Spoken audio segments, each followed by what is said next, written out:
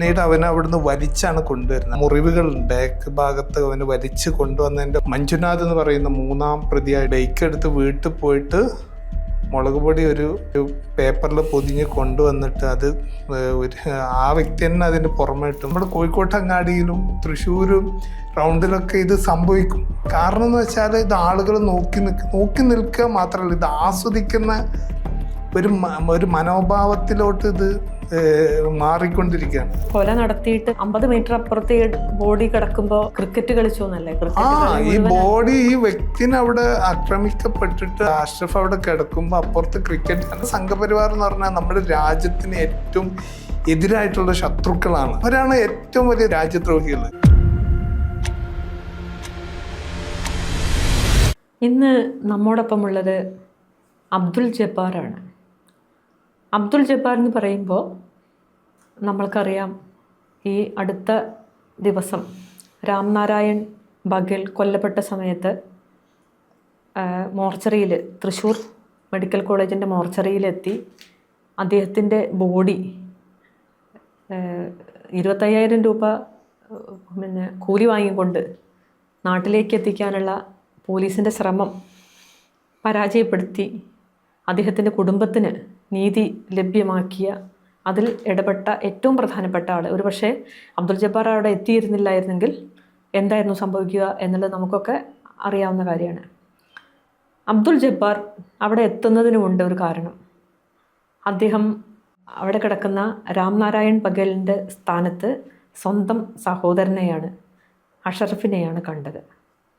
അഷറഫ് മംഗലാപുരത്ത് ആൾക്കൂട്ടക്കൊലയ്ക്കിരയായി അവിടെ ഒരുപാട് സമയം അനാഥ ബോഡി എന്നുള്ള നിലയ്ക്ക് കിടക്കുകയും അവിടുത്തെ മാധ്യമപ്രവർത്തകരും മനുഷ്യാവകാശ പ്രവർത്തകരും PUCൻ്റെ അഡ്വക്കേറ്റ് മാനവിയെ പോലുള്ള ആൾക്കാരൊക്കെ എത്തിയതിൻ്റെ ഭാഗമായിട്ടാണ് അദ്ദേഹത്തിൻ്റെ ബോഡി ഈ കുടുംബത്തിന് നാട്ടിലേക്ക് കൊണ്ടുവരുന്നതിന് കഴിഞ്ഞത്. മലപ്പുറം സ്വദേശിയായ അബ്ദുൽ ജബ്ബാറിൻ്റെ കുടുംബം ഇപ്പോൾ വയനാട്ടിലാണ് താമസിക്കുന്നത്. അപ്പോൾ അബ്ദുൽ ജബ്ബാറിനെ വളരെ സ്നേഹത്തോടു കൂടി ഈ കേരള ഇൻസൈറ്റിൻ്റെ ഈ പരിപാടിയിലേക്ക് സ്വാഗതം ചെയ്യുന്നു. നമസ്കാരം. നമസ്കാരം. നമുക്കറിയാം, താങ്കളുടെ സഹോദരൻ അഷറഫ് മംഗലാപുരത്ത് ആൾക്കൂട്ടക്കൊലയ്ക്ക് ഇരയാവുകയായിരുന്നു. ആ സംഭവം ഒന്ന്, അല്ലെങ്കിൽ അതിനെക്കുറിച്ചൊന്ന് വിശദീകരിക്കാമോ? അഷ്റഫ് കൊല്ലപ്പെടുന്നതിൻ്റെ കാരണം എന്ന് വെച്ചാൽ നമ്മുടെ രാജ്യത്ത് ആകമാനം വ്യാപിക്കുക, അത് അഷ്റഫ് ആയാലും രാംനാരായണൻ ആയാലും, ഇപ്പോൾ നമ്മുടെ മിനിയാന്നൊരു വ്യക്തി ഒറീസയിൽ കൊല്ലപ്പെട്ടിട്ടുണ്ട്. ഇതെല്ലാം ഒരേ പാറ്റേണിൽ സംഭവിക്കുന്നത്. ഇപ്പോൾ അഖ്ലാഖ് തൊട്ട് നമ്മുടെ മനസ്സിനകത്തുള്ള അഖ്ലാഖ് തൊട്ട് പഹ്ലൂഖാൻ, അങ്ങനെ ആര് തന്നെ ആയാലും അതെല്ലാം സംഭവിക്കുന്നത് ഒരേ വൈകാരികതയുടെ പുറത്താണ്. ഇപ്പോൾ അഷ്റഫ് കൊല്ലപ്പെടുക എന്ന് പറഞ്ഞാൽ അത് സാഹചര്യങ്ങൾ പലതായിരിക്കും. നമ്മുടെ രാജ്യത്ത് സംഭവിക്കുന്നതോ അല്ലെങ്കിൽ രാജ്യത്തിന് പുറത്ത് സംഭവിക്കുന്നതോ എല്ലാം ഇതിൻ്റെ കാരണങ്ങളായിട്ട് മാറുക എന്നുള്ളതാണ് ഇതിൻ്റെ ഏറ്റവും. ഇപ്പോൾ നമ്മുടെ ബംഗ്ലാദേശിൽ ഈ അടുത്ത് ഉണ്ടായിട്ടുള്ള സംഭവങ്ങൾക്ക് പുറമെയാണ് ഇപ്പോൾ ഒരു വ്യക്തി ഒറീസയിൽ കൊല്ലപ്പെട്ടു, രാംനാരായണൻ കൊല്ലപ്പെട്ടൊക്കെ അതിൻ്റെ ഭാഗമാണ്. ഇപ്പോൾ കാശ്മീരിൽ പഹൽഗാമിൽ കൊല്ലപ്പെട്ടതിൻ്റെ ഒരു കാരണമായിട്ടാണ് അഷ്റഫ് കൊല്ലപ്പെടുന്നത്. കാരണം ഇതിൻ്റെ ഒരു ആഫ്റ്റർ എഫക്റ്റ് നമുക്കെല്ലാം ബാധിക്കുന്ന വിധത്തിൽ വന്നു എന്നുള്ളതിൻ്റെയാണ് കാരണം. അഷ്റഫ് കൊല്ലപ്പെടുമ്പോൾ എന്ന് വെച്ചാൽ, അഷ്റഫിനൊക്കെ ഞാൻ ആ charge sheet police charge sheet വായിച്ചു കഴിഞ്ഞാൽ നമുക്കൊന്നും ഒരു നിലക്കും അത് ഉൾക്കൊള്ളാൻ കഴിയില്ല. അവനെ മണിക്കൂറുകളോളം വിചാരണ ചെയ്തു. അവനെ ആ ഗ്രൗണ്ടിൽ നിന്നും അവനങ്ങ് അവന് അടി എത്തിയിട്ടങ്ങ് കുറച്ചങ്ങ് ഓടിപ്പോയി. എന്നിട്ട് പിന്നീട് അവിടുന്ന് വലിച്ചാണ് കൊണ്ടുവരുന്നത്. അവൻ്റെ ഡ്രസ്സും എല്ലാം എന്നിട്ട് ആ മുറിവുകൾ ബാക്ക് ഭാഗത്ത് അവന് വലിച്ച് കൊണ്ടുവന്നതിൻ്റെ ആ മുറിവ് ഇവനെ മൃതപ്രായനാക്കിയിട്ട് അവർക്ക് ആ അരിശം തീരാഞ്ഞിട്ട് ഈ ഒരു മഞ്ജുനാഥ് എന്ന് പറയുന്ന മൂന്നാം പ്രതിയായിട്ടുള്ള വ്യക്തി അവൻ്റെ വീട്ടിൽ പോയിട്ട് ബൈക്ക് എടുത്ത് വീട്ടിൽ പോയിട്ട് മുളക് പൊടി ഒരു പേപ്പറിൽ പൊതിഞ്ഞ് കൊണ്ടുവന്നിട്ട് അത് ആ വ്യക്തി തന്നെ അതിന് പുറമെ ഇട്ടു. മറ്റേ അടുത്ത ആളോ ശരീരം. അപ്പോൾ എന്താ വെച്ചാൽ നമുക്കൊക്കെ ഒരു അണലിപ്പാമ്പിനോടൊക്കെ തോന്നുന്ന എന്താണ് അവർക്ക് ആ ത്വര നമ്മൾ രാംനാരായണനെ കൊലപ്പെടുത്തുന്നതിലും കണ്ടിട്ടുണ്ട്. കാരണം ഇതെല്ലാം ഒരു പാറ്റേൺ ആണ്. നമുക്കിപ്പോൾ രാജ്യത്ത് സംഘപരിവാർ നടത്തുന്ന ഈ വിദ്വേഷമുണ്ട്, ഈ വിദ്വേഷത്തിൻ്റെ ഒരു ഉൽപ്പന്നങ്ങളാണ് ഇതിനി വ്യാപിക്കും. നമ്മൾ കേരളത്തിൽ നമുക്കും ഒരു പരിചിതമല്ലാത്ത ഇപ്പോൾ അഷ്റഫിൻ്റെ വന്നപ്പോൾ നമ്മൾ കർണാടക വരെ എത്തി, നമ്മൾ ദക്ഷിണ കന്നഡ, നമ്മൾ കാസർഗോഡ് തൊട്ടപ്പുറത്ത്. ഇപ്പം നമ്മുടെ അതിർത്തി കയറി രാംനാരായണിലൂടെ നമ്മുടെ അതിർത്തി കയറി ഇങ്ങോട്ട് എത്തപ്പെട്ടു. ഇതിൻ്റെ കാരണം എന്ന് വെച്ചാൽ ഇത് നമുക്കിപ്പോൾ നമ്മുടെ കോഴിക്കോട്ടങ്ങാടിയിലും തൃശ്ശൂരും റൗണ്ടിലൊക്കെ ഇത് സംഭവിക്കും. കാരണം എന്ന് വെച്ചാൽ ഇത് ആളുകൾ നോക്കി നിൽക്കുക മാത്രമല്ല, ഇത് ആസ്വദിക്കുന്ന ഒരു മനോഭാവത്തിലോട്ട് ഇത് മാറിക്കൊണ്ടിരിക്കുകയാണ്. അപ്പോൾ നമ്മളെ സംബന്ധിച്ച് ഞാൻ അഷ്റഫിൻ്റെ വിഷയം ഇതായപ്പോൾ എനിക്ക് അഷ്റഫിന് കുറേ കാര്യങ്ങൾ ചെയ്തു കൊടുക്കാം. കാരണം അതിനകത്ത് ഞാൻ ഫസ്റ്റായിരുന്നു, ഞാൻ ആദ്യമായിട്ടാണ് അതിലോട്ട് പോകുന്നത്. അവൻ്റെ മരണം സംഭവിച്ചത് നമുക്ക് വലിയൊരു ആഘാതം ഉണ്ടായി. ആ ആഘാതം നമുക്ക് എങ്ങനെ മറികടക്കണം എന്നുള്ളത് നമുക്കൊരു പിടുത്തല്ല. സത്യം പറഞ്ഞാൽ അഷ്റഫിന് ലഭ്യമാകാതെ പോയ നീതി ഒരു കാരണവശാലും ഈ രാംനാരായണൻ്റെ കേസിൽ സംഭവിക്കരുത് എന്നുള്ള ഒരു മനസ്സിക്ക് ആ ഒരു ഇതുണ്ടായിരുന്നു. കാരണം എന്ന് വെച്ചാൽ ആൾക്കൂട്ടാക്രമണം നമ്മളിങ്ങനെ നിരന്തരം നമ്മൾക്ക് അത് അറിഞ്ഞുകൊണ്ടും നമ്മൾ കേരളത്തിൽ തന്നെ ഇതല്ല. അതിൻ്റെ ഇടയിൽ രാജേഷ് മാഞ്ചി നമ്മുടെ കീശ്ശേരിയൊക്കെ നടന്നിട്ടുണ്ട്. ഇതൊക്കെ പല വികാരത്തിൻ്റെ പുറത്താണ്. ഇതിനൊരു സ്പെഷ്യൽ വൈകാരികത ഉണ്ട് നമ്മുടെ മുന്നിലൊക്കെ വരുന്നത്.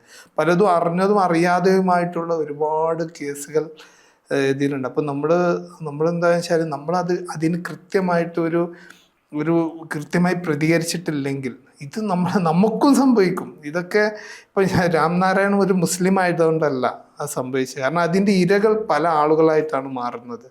അതാണ് അഷ്റഫിൻ്റെ കാര്യത്തിൽ എന്നൊക്കെ പറഞ്ഞാൽ കേസന്വേഷണം ഒരു സ്റ്റേഷൻ വരെ, ഒരു മംഗളൂരു റൂറൽ പോലീസ് സ്റ്റേഷൻ വരെ ഈ കേസ് ഒതുക്കി തീർക്കാൻ വേണ്ടിയിട്ട് ശ്രമം നടത്തി. അതിൻ്റെ ഭാഗമായിട്ടാണ് 3 പോലീസുകാർ സസ്പെൻഷനിൽ ആയിപ്പോയത്.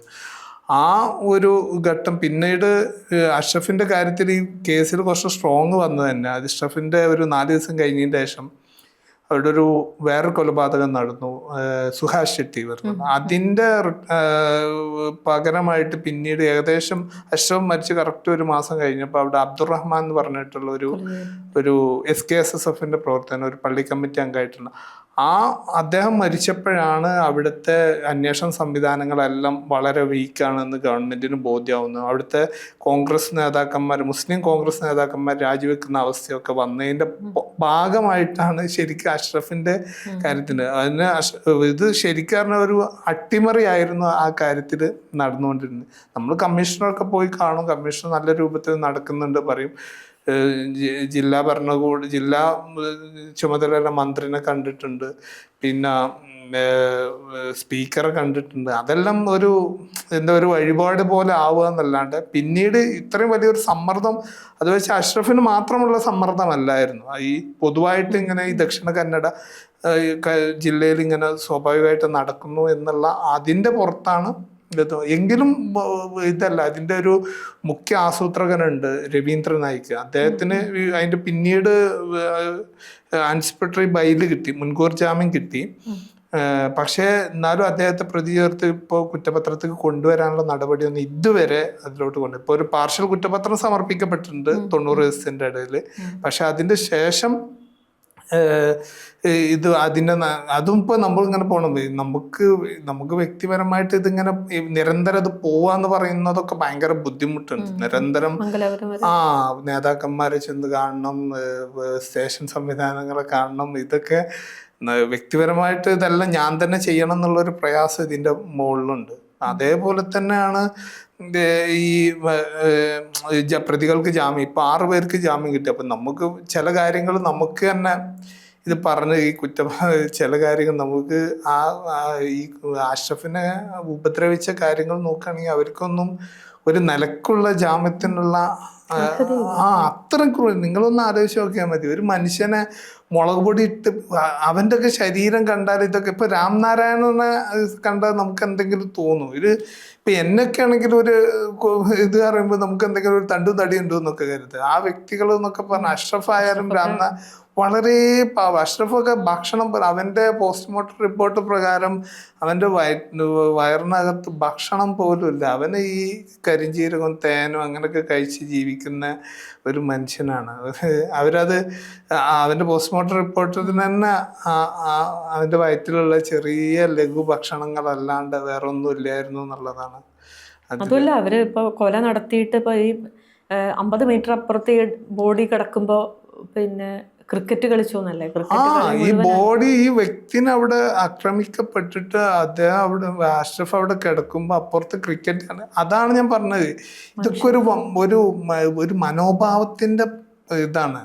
നമ്മളെന്താ വെച്ചാല് നമ്മളിപ്പോ അവിടെ ഒരു സമൂഹം അവിടെ ഈ രാംനാരായണന് നീതി കിട്ടാൻ വേണ്ടിയിട്ട് പറഞ്ഞാല് എല്ലാവരും അവരുടെ ഭക്ഷണം പോലും ആരും അന്ന് ഭക്ഷണം കഴിച്ചിട്ടുണ്ടാവില്ല, അന്ന് രാത്രി ഒന്നും ഭക്ഷണം കഴിച്ചിട്ടുണ്ടാവില്ല തോന്നുന്നു.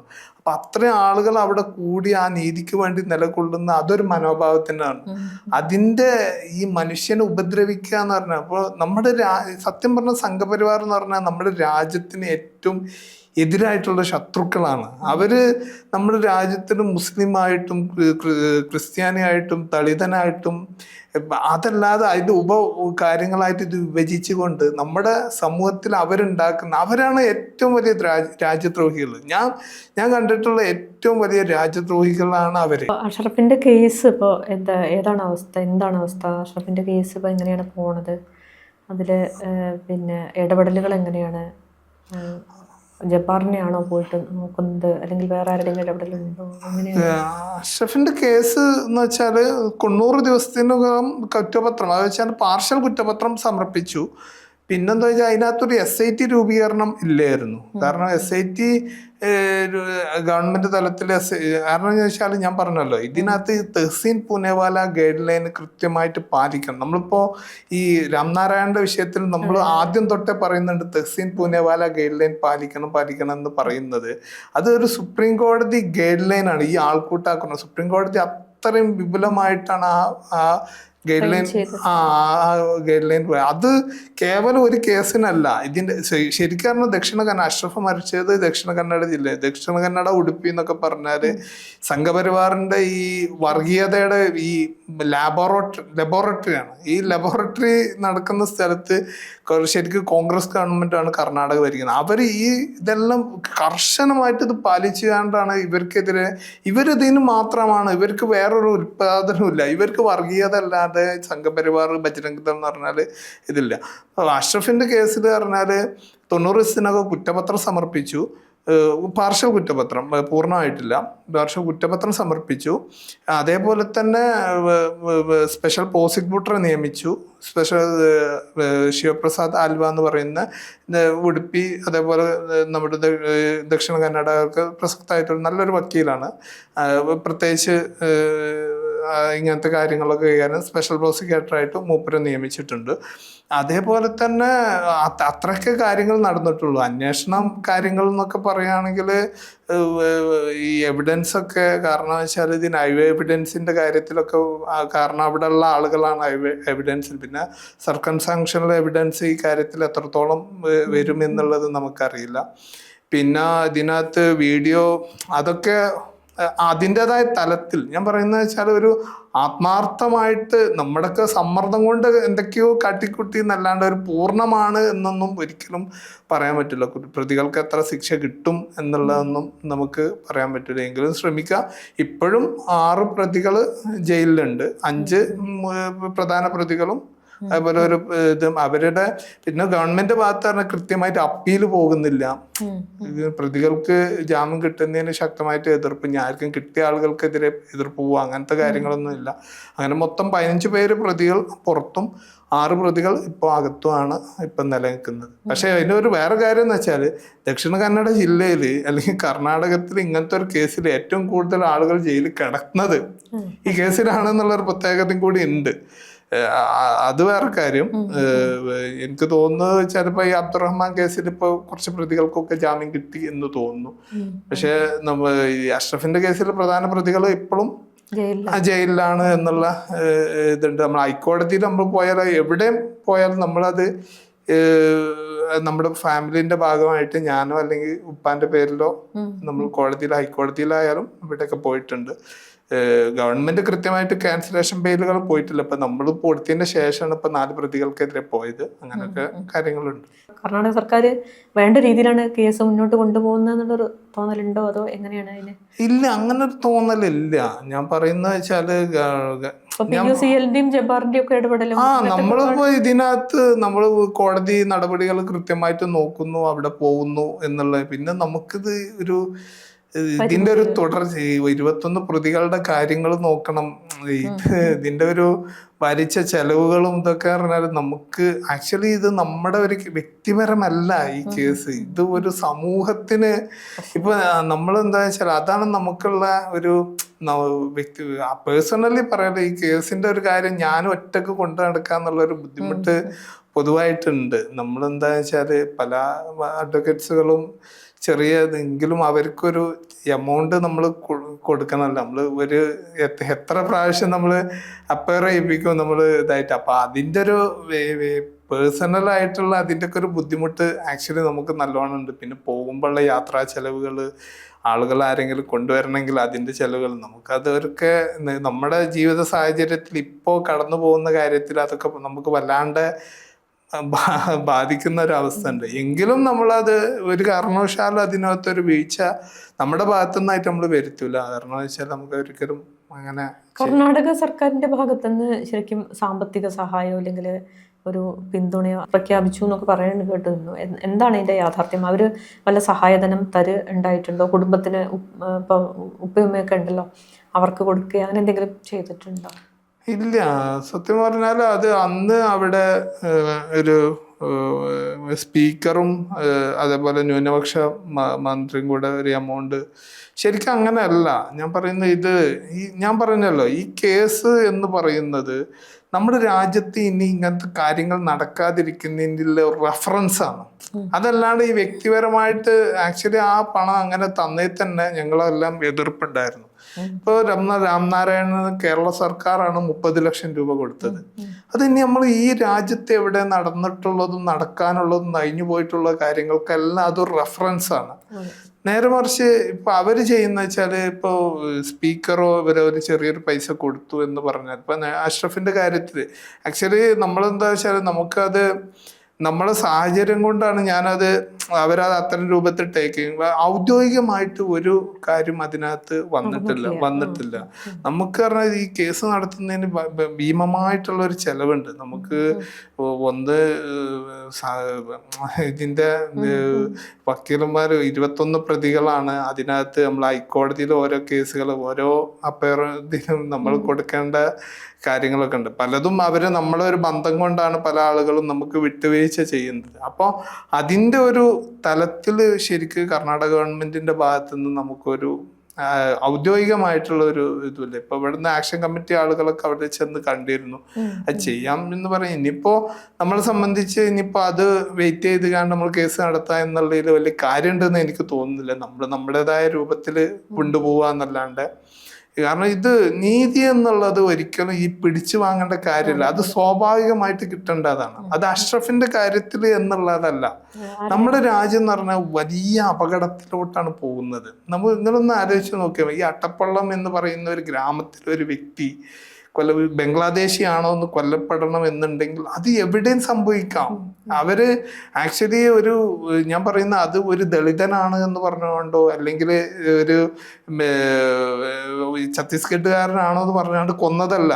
അവനൊരു കൃത്യമായ ഒരു മുസ്ലിം എന്ന് പറഞ്ഞുകൊണ്ട് കൊന്നപ്പെട്ടാണ്. അതൊരു മുസ്ലിംസിനെതിരെയുള്ള ആക്രമണമാണ്. അല്ലാണ്ട് അത് ഒരിക്കലും അത് അല്ലാത്ത രൂപത്തിലുള്ള ആക്രമണമല്ല.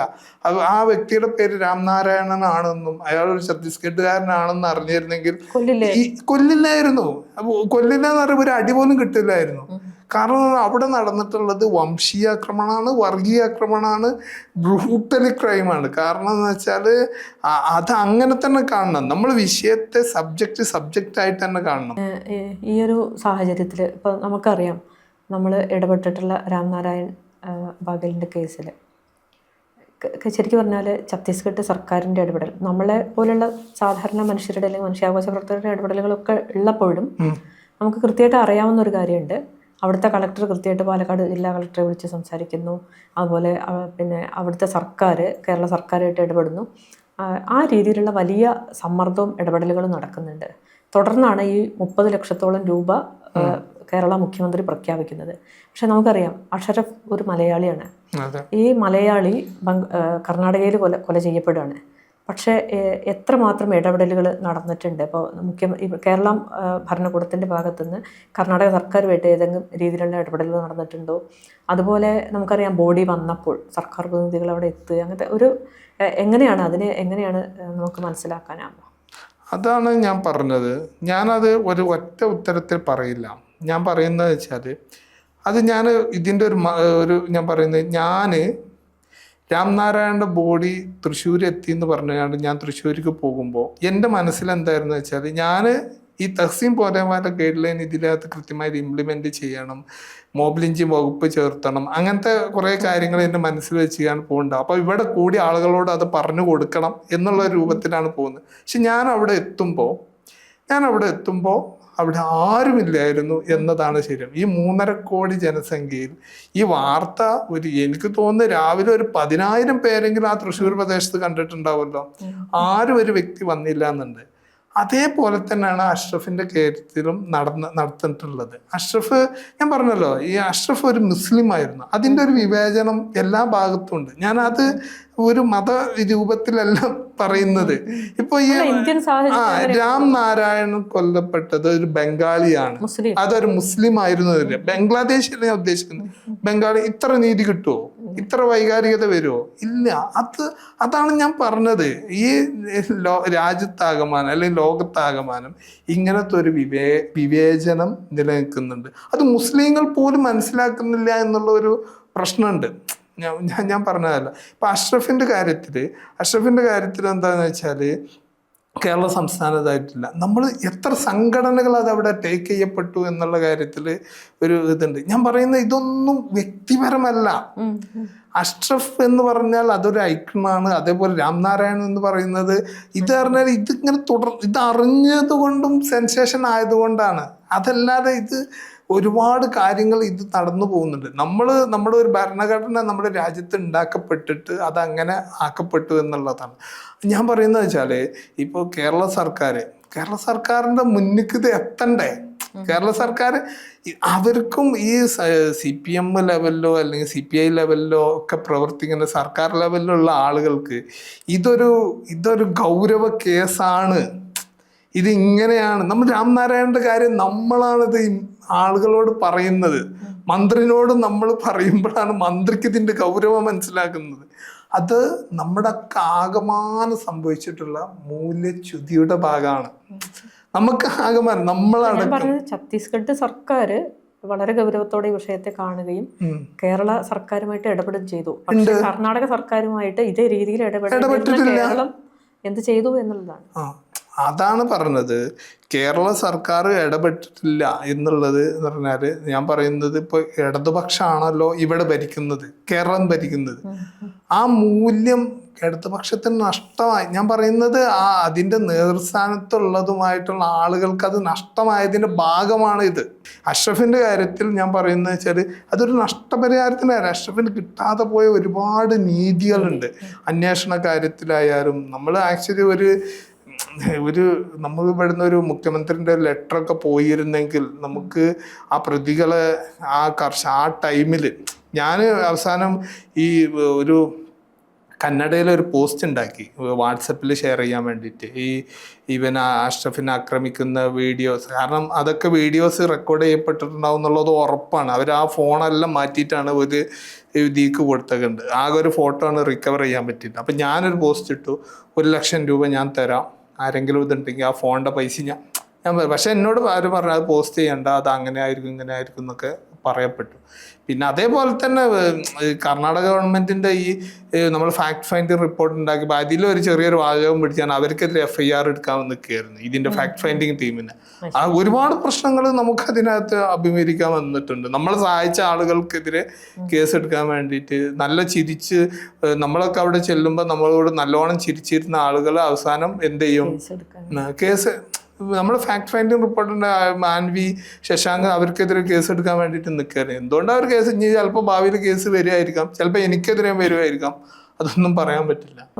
രാംനാരായൺ ബാഗേലിൻ്റെ കുടുംബം എന്താ പറയുക, ഈ ബോഡി കൊണ്ടുപോയി അവർ ഇത്രയും സഹായധനം പ്രഖ്യാപിച്ചു. അവിടെ നമ്മൾ അത്തരം കാര്യങ്ങളൊക്കെ നമ്മൾ കണ്ടു.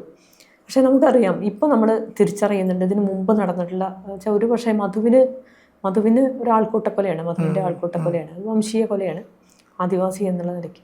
അതിനുശേഷം നടന്നിട്ടുള്ള 5ഓളം ഇതര സംസ്ഥാന തൊഴിലാളികൾ അല്ലെങ്കിൽ അതിഥി തൊഴിലാളി എന്ന് നമ്മൾ പിന്നെ വലിയ ബഹുമാനത്തോടു കൂടി വിളിക്കുകയും നമ്മൾ പിന്നെ ആൾക്കൂട്ട കൊല നടത്തി ഇല്ലാതാക്കുകയും ചെയ്തിട്ടുള്ള മനുഷ്യരാണ്. ഇപ്പോൾ തീർച്ചയായിട്ടും ഇപ്പോൾ രാംനാരായൺ ബാഗേലിന് കിട്ടിയിട്ടുള്ള നീതി അല്ലെങ്കിൽ അവരുടെ കുടുംബത്തിന് കിട്ടിയിട്ടുള്ള ഇതൊരു ചെറിയ ഇതായിരിക്കും, പക്ഷെ ഒരു മനുഷ്യൻ നഷ്ടപ്പെട്ടതിനുള്ള പകരമൊന്നുമല്ല ഇത്. പക്ഷെ എന്നാലും അത്തരം കുടുംബങ്ങൾ ശരിക്കും അനാഥമാക്കപ്പെട്ട ഒരുപാട് കുടുംബങ്ങളാണ് അല്ലേ, 4-5 കുടുംബങ്ങൾ അനാഥമാക്കപ്പെട്ടു. നമുക്കറിയാം. നമുക്കിനി എന്താണ് ചെയ്യാൻ കഴിയുക ഈ ഒരു സാഹചര്യത്തിൽ? ഈ കേസുകളൊക്കെ ആ രീതിയിലുള്ള പുനരന്വേഷണത്തിലേക്ക് കൊണ്ടുപോകാനോ അല്ലെങ്കിൽ അത്തരം ഇടപെടലുകളൊക്കെ? തീർച്ചയായിട്ടും ഞാനതാ പറയുന്നത്. നമ്മൾ ഇപ്പം ഇതിനൊരു കമ്മിറ്റി രൂപപ്പെട്ടിട്ടുണ്ട്, അവരായിട്ട് നമ്മളൊന്ന് സംസാരിക്കും. പേഴ്സണലി ഞാൻ ഈ രാജേഷ് മാഞ്ചിയുടെ വീട്ടിലൊക്കെ ഒന്ന് പോവാനും, കാരണം എന്ന് വെച്ചാൽ ഈ കേസോട് കൂടി എനിക്ക് എൻ്റെ മുന്നിൽ വന്നൊരു കാര്യമുണ്ട്, ഇതിൽ നമ്മളായിട്ട് തന്നെ ഇതിക്ക് ഇറങ്ങണം. ബാക്കി പിന്നെ അതിൻ്റെ കൂടെ, കാരണം വെച്ചാൽ ഞാൻ പറഞ്ഞല്ലോ, ആ മോർച്ചറിക്ക് മുന്നിൽ ഒരാളും ഇല്ല എന്ന് പറയുന്ന ഒരു അവസ്ഥ നമ്മളിതിൽ ഉണ്ടാക്കിയ ഒരു അത്ഭുതമുണ്ട്. അതേപോലെ തന്നെ ഇപ്പോൾ രാജേഷ് മാഞ്ചി, കീഴ്ശ്ശേരി മരണപ്പെട്ട രാജേഷ് മാഞ്ചി, വളരെ ക്രൂരമായിട്ടാണ് അദ്ദേഹം ഒരു കളവ് നടത്താൻ വന്നു എന്ന് പറഞ്ഞിട്ടാണ് ആ കൊലപ്പെടുത്തിയത്. ശരിക്കും അതില് നമ്മൾ തന്നെ ഇത്തരം കേസുകളിലെല്ലാം ഇപ്പം അതിൻ്റെ ഞാൻ 4-5 പേര് കൊല്ലപ്പെട്ടതിൻ്റെ നോക്കിയപ്പോൾ എല്ലാ കേസിലും ഉള്ളത് കളവ് കുറ്റാണ്. കളവാണ് ചാർത്തപ്പെടുന്നത്. കൊന്നതിന് കളവ് ഇപ്പൊ അഷ്റഫിന്റെ കേസിൽ പാകിസ്ഥാൻ സിന്ദാബാദ് വിളിച്ചു. എല്ലാം ഒരു പാറ്റേൺ അങ്ങനെ ശ്രദ്ധിച്ചാൽ മതിയാവും. രാംനാരായൺ ബാഗേലിനെ വരെ കളവ് സംശയിക്കണമെന്ന രീതിയിലാണ് ഈ ബോഡി കൊണ്ടവണ അന്ന് രാവിലെ വരെ പിന്നെ SP യുടെ ഭാഗത്തു നിന്നുള്ളൊരു ഒരു മാധ്യമങ്ങളോട് സംസാരിക്കുന്നത് കേട്ട്. അപ്പൊ ഈ മനുഷ്യരെയൊക്കെ നമ്മൾ പുറത്തുള്ള മനുഷ്യരെ, അത് ദേശം വേറെ ആയതുകൊണ്ടാവാം, ഭാഷ വേറെ ആയതുകൊണ്ടാവാം, അല്ലെങ്കിൽ അവരുടെ മതം അല്ലെങ്കിൽ അങ്ങനെയുള്ള കാര്യങ്ങളൊക്കെ, ഭാഷ, ഇതൊക്കെ അടിസ്ഥാനമാക്കിയിട്ട് അവരെ നമ്മൾ പിന്നെ എന്താ പറയുക സംശയത്തിന്റെ നിലനിർത്തുകയും അതുപോലെ നമുക്ക് അവരെയൊക്കെ കൊല്ലാനുള്ള അവകാശം ഉണ്ട് എന്നുള്ള ഒരു നിലപാടിലേക്ക് നമ്മൾ പോവുകയാണ്. നമ്മൾ മലയാളി പോകുന്നു എന്നുള്ളതാണ്. എങ്ങനെ നമുക്കതിനെ, അതാണ് ഞാൻ പറഞ്ഞത്. ഇപ്പൊ മധുവിന്റെ കേസിൽ ഇതൊക്കെ ഈ മധുവിന്റെ കേസിൽ ശരിക്കും നീതി കിട്ടിയിട്ടില്ല. 1 അടി അടിച്ചവനും 10 അടി അടിച്ചവനും ഒരേ ശിക്ഷ കിട്ടും എന്നുള്ളതാണ് ഈ തഹസീൻ പൂനാവാല ഗൈഡ് ലൈൻ പ്രകാരം തന്നെ പറയുന്നുണ്ട്. ഇത് ഗവൺമെന്റ് തന്നെ ഇത് ക്യാമ്പയിൻ ചെയ്യണം. ഇപ്പൊ നമ്മളിപ്പോ കേരളത്തിലായാലും ഇന്ത്യയിലായാലും ഇപ്പൊ കേരളത്തിന്റെ വിഷയം എടുക്കുക, ഈ വിഷയത്തിന്റെ ഭാഗമായിട്ട് ഗവൺമെന്റ് പത്രത്തിൽ ഇതിൽ കൊടുക്കണം, പേരെടുത്ത് തന്നെ കൊടുക്കണം. അതിനെന്താ കുഴപ്പമുള്ളത്? പല ചാനലുകളെ കുറിച്ച് മുന്നറിയിപ്പ് കൊടുക്കണം. ഇതിന്റെ ഭാഗമായിട്ട് വന്നാൽ നിങ്ങളടക്കം ഇതിനകത്ത് പ്രതികളാക്കപ്പെടും. ഇതിന്റെ ഹെഡ് ക്യാമ്പയിൻ അടക്കം ഇതിനകത്ത് നടപടി എടുക്കണം. ജില്ലാ തലങ്ങളില് പിന്നെ നോഡൽ ഓഫീസറെ വെച്ചിട്ട് ഇത് ഇങ്ങനെ ഉണ്ടാക്കാനുള്ള സ്പെഷ്യൽ ഓരോ ക്ലസ്റ്റർ രൂപീകരിക്കുക. അവിടെ ഇന്റലിജൻസ് സംവിധാനം ശക്തമാക്കണം. അതിന്റെ റിവ്യൂ നടത്തണം. ഒരുപാട് കാര്യങ്ങൾ ഇതിനകത്ത് പറയുന്നുണ്ട്. അപ്പൊ നമ്മളെ സംബന്ധിച്ച് ഇനി പറഞ്ഞാൽ ഇനി ഇത് ആവർത്തിക്കാൻ നമ്മളിത് മുൻകൈയ്യെടുത്ത് എടുക്കണം എന്നുള്ളത് നിർബന്ധിതമായിട്ടുള്ള കാര്യമാണ്. ഇപ്പൊ കഴിഞ്ഞു പോയ ആൾക്കൂട്ടാക്രമണത്തെ കുറിച്ച് പുനരന്വേഷണം നടത്തുന്നതിനും കോടതി നടപടി, അവർക്കും ഇതേ നഷ്ടപരിഹാര ഇത് വാങ്ങിക്കൊടുക്കുന്നതിന് അത് നമ്മൾ നിയമ പോരാട്ടങ്ങൾ നടത്തണം. കാരണം വെച്ചാൽ അവകാശവും നമ്മൾ ഒരു സെൻസേഷന്റെ അനുസരിച്ചല്ല നീതി കിട്ടേണ്ടത്. നീതി എല്ലാവർക്കും ഒരേപോലെയാണ്, തുല്യനീതി ആയിരിക്കണം. അത് തുല്യനീതി എന്ന് പറഞ്ഞാൽ അത് പണം അവർക്ക് കിട്ടുന്നു എന്നുള്ളിടത്തല്ല. ഈ പ്രതികളെ ചിലപ്പോ ഇപ്പൊ രാജേഷ് മാഞ്ചിന്റെ അവരെ എങ്ങനെ ജീവിച്ചിരിക്കുന്നു എന്നുള്ള അറിയില്ല. അതിലുള്ള പ്രതികളെല്ലാം ഏറെക്കുറെ മുസ്ലിംസ് ആയിരുന്നു. നമ്മൾ ജാതിയുടെ മതത്തിന്റെ അടിസ്ഥാനത്തിലല്ല നമ്മളൊരു വിഷയത്തെ കാണുന്നത്. ഇപ്പൊ നമ്മളൊരു ബംഗ്ലാദേശിലൊരു ഹിന്ദു, അവിടെ ഒരു ഹിന്ദു കൊല്ലപ്പെട്ട നമ്മൾ അവിടുത്തെ ഹിന്ദുവിന്റെ കൂടെയാണ് നിൽക്കേണ്ടത്. അവിടുത്തെ ഭൂരിപക്ഷം ആരാണോ, എന്താണോ അവിടുത്തെ വിഷയത്തിന്, നമ്മൾ അവിടുത്തെ ന്യൂനപക്ഷത്തിന്റെ കൂടെ നിൽക്കണം. പാകിസ്ഥാനിൽ ഒരു ഹിന്ദു കൊല്ലപ്പെട്ട നമ്മൾ അവിടുത്തെ ന്യൂനപക്ഷമായ ഹിന്ദുവിന്റെ കൂടെ നിൽക്കണം. അതാണ് നമ്മൾ ഇതിനകത്ത് ഇടപെടുന്നതെന്ന് വെച്ചാൽ ആ ഒരു മൂല്യത്തിന്റെ അടിസ്ഥാനത്തിൽ മാത്രമാണ്. ഇവിടെ നമ്മൾ ഇന്ത്യ വംശീയ വിദ്വേഷത്തിനെതിരെ വംശീയ വിദ്വേഷത്തിന് അതാണ് ഞാൻ പറഞ്ഞത്. സാമ്രാജ്യത്വ ശക്തികൾ ഓരോ നാട്ടിലും നമ്മുടെ ഇന്ത്യയും പാകിസ്ഥാൻ രൂപീകരിക്കപ്പെട്ടത് വംശീയതയുടെ ഭാഗമായിട്ട് സാമ്രാജ്യത്തിന് കൃത്യമായിട്ടുള്ള ഇതായിരുന്നു. അതിനകത്ത് കുറച്ച് നേതാക്കന്മാരെ അവർ തട്ടിയെടുത്തുകൊണ്ട് പിന്നീട് അത് രൂപീകരിക്കപ്പെട്ട ഇന്ന് നമ്മുടെ രാജ്യം കൊള്ളയടിച്ച് ബ്രിട്ടീഷുകാർ ശത്രുക്കളാണോ എന്ന് ചോദിച്ചാൽ ഒരു 100 പേരോട് ചോദിച്ചാൽ ആരെങ്കിലും ഒരാളെങ്കിലും പറയോ? ഇല്ല. നമ്മുടെ ഏറ്റവും വലിയ ശത്രുക്കൾ ആരാ ചോദിച്ചാൽ ആരാ പറയാ? അയൽരാജ്യമായിട്ടുള്ള ആദ്യം പാകിസ്ഥാനും ഇപ്പൊ ബംഗ്ലാദേശും കൂടിയായി. സഹോദര രാജ്യങ്ങളെ നമ്മുടെ കൂടെ ഉണ്ടായിരുന്ന രാജ്യങ്ങളായിരുന്നു. നമ്മളത് മനസ്സിലാക്കി. നമ്മുടെ രാജ്യത്ത് വന്ന് നമ്മുടെ പൂർവികന്മാരൊക്കെ കൊന്നൊടുക്കിയ ആളുകളാണ് ബ്രിട്ടീഷുകാർ. നമുക്ക് ഇപ്പോ അത്രയും ക്രൂരമായിട്ട് കൊലപ്പെടുത്തിയ അല്ലെങ്കിൽ നമ്മളെ അടിമകളാക്കി നമ്മുടെ യുദ്ധത്തിന് കൊണ്ടുപോയി. 2ാം ലോക മഹായുദ്ധത്തിൽ ഇന്ത്യക്കാർ മരിച്ചത് ഇന്ത്യ 2ാം ലോക മഹായുദ്ധത്തിന്റെ ഭാഗമായിട്ടല്ല. നമ്മൾ ഇവിടുന്ന് നമ്മുടെ പട്ടികളൊക്കെ കൊണ്ടുപോകുന്ന പോലെ കൊണ്ടുപോയിട്ട് അവിടെ ഇതാക്കിയാണ്. ഇപ്പോൾ നമ്മൾ ഇവിടുന്ന് ജയിലിൽ കൊണ്ടുപോയിട്ട ആളുകളാണ് നമ്മുടെ അന്തമാൻ നിക്കോബാറിൽ ഒരു സമൂഹമായിട്ട് അവിടെ ജീവിക്കുന്നത്. അപ്പൊ നമ്മളെന്താ വെച്ചാല് അതാണ് ഞാൻ പറഞ്ഞത്, ഇവർ ഈ ചരിത്രങ്ങളെ വക്രീകരിക്കുകയാണ്. ഈ ചരിത്രങ്ങളെ വക്രീകരിക്കാറ് ഇവിടെ സംഘപരിവാറിന് പുറമെ ഒരു ഡീപ് സ്റ്റേറ്റ് പ്രവർത്തിക്കുന്നുണ്ട്. ഒരു ഞാൻ ട്രെയിനിൽ ഇങ്ങനെ പോകുമ്പോൾ ഒരു RSSകാർ പറയുന്നുണ്ട്, നമ്മുടെ ട്രംപ് നമുക്ക് ഇന്ത്യക്കെതിരെ നമ്മുടെ തീരുവ ചുമത്തിയല്ലോ. അപ്പൊ ആ വ്യക്തി എന്നോട് ഇങ്ങനെ പറഞ്ഞു, ഇത് ഡീപ് സ്റ്റേറ്റിന്റെ കളികളാണ്. ഡീപ് സ്റ്റേറ്റിന്റെ ഭാഗമാണ് ഈ RSS എന്ന് ആ ചങ്ങായി. അയാൾക്ക് അറിയുന്നില്ല ഡീപ് സ്റ്റേറ്റ് നമ്മളെ രാജ്യത്തിനെ ഇല്ലാതാക്കാൻ വേണ്ടിയിട്ടാണ് അവര് ശ്രമിക്കുന്നത്. ഡീപ് സ്റ്റേറ്റിന്റെ നമ്മുടെ രാജ്യത്തിന് ഇന്റേണലായിട്ട് തകർക്കാൻ വേണ്ടിയിട്ടുള്ള ഏറ്റവും വലിയ ശത്രുക്കൾ എന്ന് പറയുന്ന ആരാണ്? ഈ സംഘപരിവാറാണ്. അവര് ഓരോ തരത്തിൽ ഓരോ സ്ഥലത്ത് പോയ ഓരോ ശത്രുക്കളാണ് ഉണ്ടാക്കുക. അപ്പോൾ കേരളത്തിൽ നമ്മൾ ഒരു മുസ്ലിങ്ങളെ ഇതാക്കുമ്പോൾ ഛത്തീസ്ഗഡിലോ അല്ലെങ്കിൽ മുസ്ലിങ്ങൾ കുറവുള്ള സ്ഥലത്ത് അവർ ക്രിസ്ത്യാനികളാക്കും. അതാണ് അവർ ചെയ്യുന്ന പ്രശ്നങ്ങൾ. എന്തായാലും സന്തോഷം ഈ കാര്യങ്ങളൊക്കെ വിശദീകരിച്ച് തന്നതിന്. ഈ വിഷയത്തിൽ ഇടപെട്ട ആള് എന്നുള്ള നിലയ്ക്ക് എന്തായാലും അഭിനന്ദനങ്ങൾ. കാരണം ഒരു കുടുംബത്തിന് നീതി ഒരു പക്ഷേ ഇത് ഇനി കേരളത്തിൽ സംഭവിക്കാൻ പോകുന്ന അല്ലെങ്കിൽ അതിന് നീതി ലഭ്യമാക്കാൻ കഴിയുക അല്ലെങ്കിൽ ഈ രീതിയിൽ ഇടപെടലുകൾ നടത്തുക എന്നുള്ളത് വലിയ കാര്യമാണ്. അതിന് തുടക്കക്കാരനായി എന്നുള്ളതിൽ വളരെ സത്യം പറഞ്ഞാൽ ഞാൻ മാത്രമല്ല, അതും കൂടി ഈവൻ അംബികേച്ചി അടക്കമുള്ള ആളുകളുടെ നമ്മളവിടെ നിന്ന് എത്തപ്പെട്ടു എന്നുള്ള. ഞാൻ ഫസ്റ്റ് വിളിച്ചത് അംബികേച്ചിനാണ്. പിന്നെ PUCL നമ്മുടെ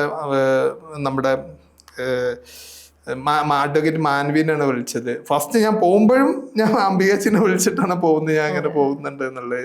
പിന്നെ അതേപോലെ തന്നെ സോൾഡാറ്റിന്റെ അവരുടെ ഇടപെടൽ, അതൊക്കെ അവരൊക്കെ അകമഴിഞ്ഞ പിന്തുണ ഈ കാര്യത്തിൽ ഉണ്ടായിട്ടുണ്ട്. അതേപോലെ മറ്റുള്ള മനുഷ്യാവകാശ സംഘടനകൾ. ഇതൊരു വ്യക്തിപരം, നമ്മളവിടെ ഒരു നിമിത്തമായിക്കാണ്ട് വന്നു, അവര് ഒരു തലത്ത് നിന്നു എന്നല്ലാണ്ട് ബാക്കിയുള്ള എല്ലാവർക്കും അതിന് കൃത്യമായിട്ടുള്ള ഇതുണ്ട്. അവരെല്ലാം ആരും അത്ര ആത്മാർത്ഥമായിട്ട് നിന്നുകൊണ്ടാണ് നമുക്ക് വളരെ വേഗത്തിൽ അത് വിജയിപ്പിക്കാൻ കഴിഞ്ഞത് എന്നുള്ളതാണ്. വിജയിച്ചിട്ടൊന്നുമില്ല എങ്കിലും നീതിയുടെ ഇനിയും നമ്മൾ അതിന്റെ പുറകിൽ പോകണം എന്നുള്ളത് തന്നെയാണ്. എന്തായാലും സന്തോഷം. ഇത്രയധികം സമയം ഈ തിരക്കിനിടയിലും പിന്നെ കേരള ഇൻസൈറ്റിനോട് പങ്കുവെക്കാൻ തയ്യാറായതിൽ സന്തോഷം.